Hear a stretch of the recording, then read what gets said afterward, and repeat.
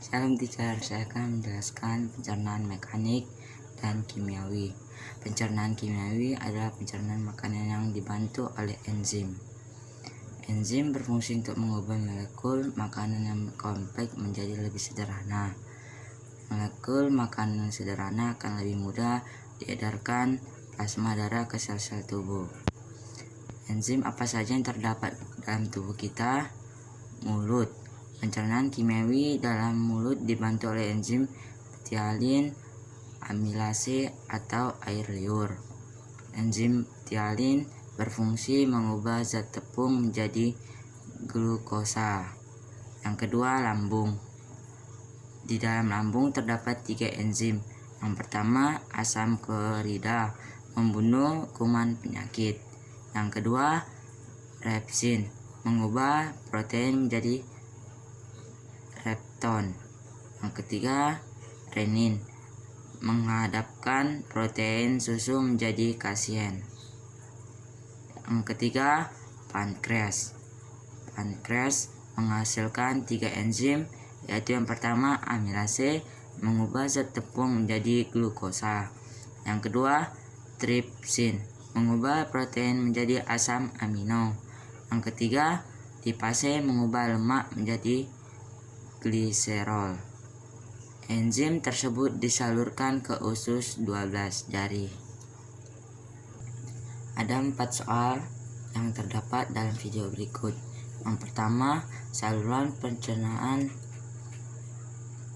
manusia tersusun sepanjang 9 meter.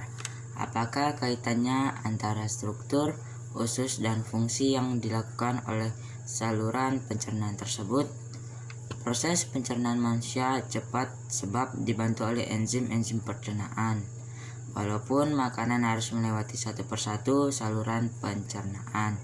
Yang kedua, dari mulut terdapat enzim amilase. Kemudian di usus halus, enzim amilase diproduksi lagi. Jelaskan manfaat adanya 2 tempat produksi enzim amilase tersebut. Enzim amilase dalam mulut berguna untuk mengubah amilium menjadi maltosa. Di usus halus pun masih diproduksi enzim amilase dan fungsinya juga sama seperti enzim amilase, yaitu untuk pemecahan amilium menjadi maltosa. Yang ketiga, jelaskan secara garis besar proses pencernaan dan sepotong daging yang kamu makan sampai menjadi sisa-sisa yang tidak digunakan oleh tubuh. Pertama, kita makan sepotong daging akan masuk ke dalam mulut. Di dalam mulut akan terjadi pemotongan daging oleh gigi dan dibantu oleh enzim ptyalin. Selanjutnya, daging akan masuk ke dalam kerongkongan. Lalu, daging tersebut akan masuk ke dalam lambung.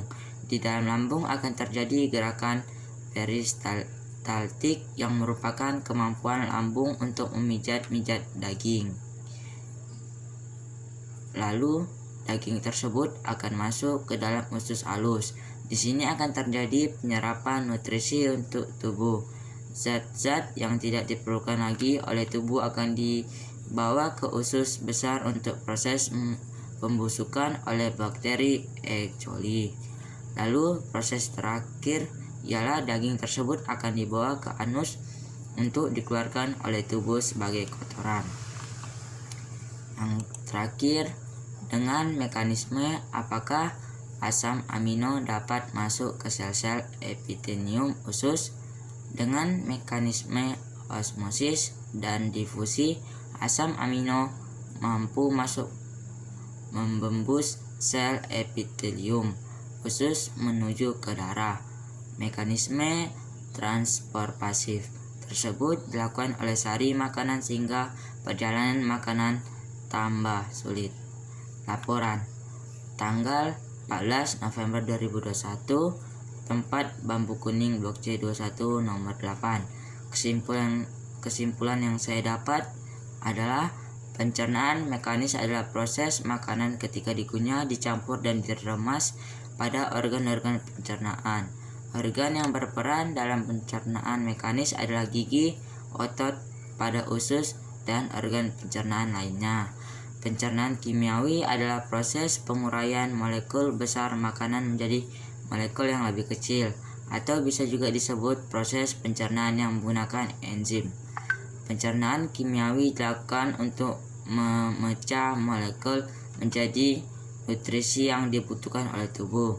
Organ yang berperan pada pencernaan kimiawi adalah mulut, lambung, dan usus yang memiliki enzim untuk membantu prosesnya. Sekian penjelasan dari saya. Terima kasih, Tuhan Yesus memberkati. Bye-bye.